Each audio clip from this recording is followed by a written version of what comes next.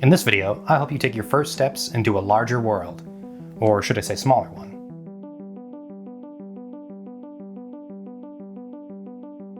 Tabletop games have become immensely popular over the last few years, and my favorite aspect of these games is the sense of ownership that you can feel over them, because these are your experiences that you have with your friends. They're not as tailor-made as a movie or video games are. And one of my favorite aspects of that is painting miniatures.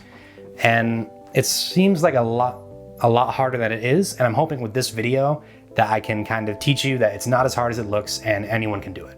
So these are the first 3 miniatures that I ever painted. They came in this really nice starter box that comes with everything you need. It's under $40 if I'm not mistaken, and I would highly recommend buying this if you want to try your hand at miniature painting. And today I'm going to be using the same techniques that I learned on the skeleton to show you that you can get pretty dang good results very easily. Since I don't have another skeleton, I'm going to have to find another miniature to paint. So I've decided to paint the B-1 battle droids from the Star Wars Legion starter box. You can see on the example image, the color scheme for the battle droids is very simple. And there's a lot of small little cracks and details that I'm actually going to show you how to fill in very easily. So I already have these guys pre-assembled and I primed them in white.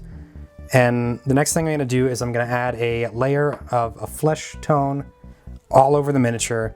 And then I'm going to do what's called a wash or a shade in black over it. It's going to darken everything, and the shade is going to sink into all the tiny little cracks on the model.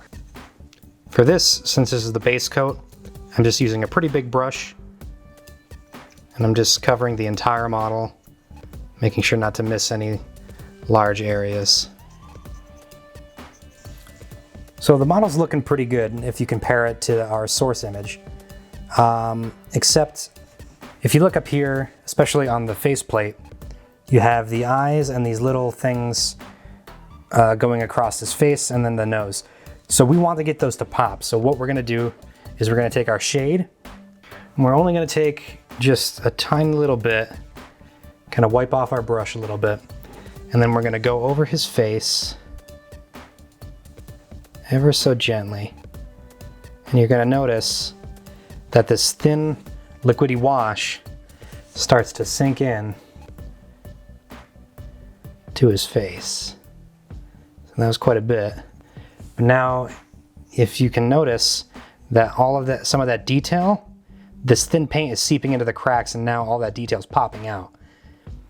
And before I started painting, before I learned this, I thought you just had to be very accurate, but actually, you're kind of doing a scorched earth policy. And then you can just watch that detail on the backpack just really start to pop after you do a little wash over it.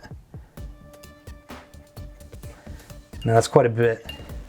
So what we're gonna do is, if you have some of these pools on the flat surfaces, we're just gonna take our brush and we're just gonna soak it up.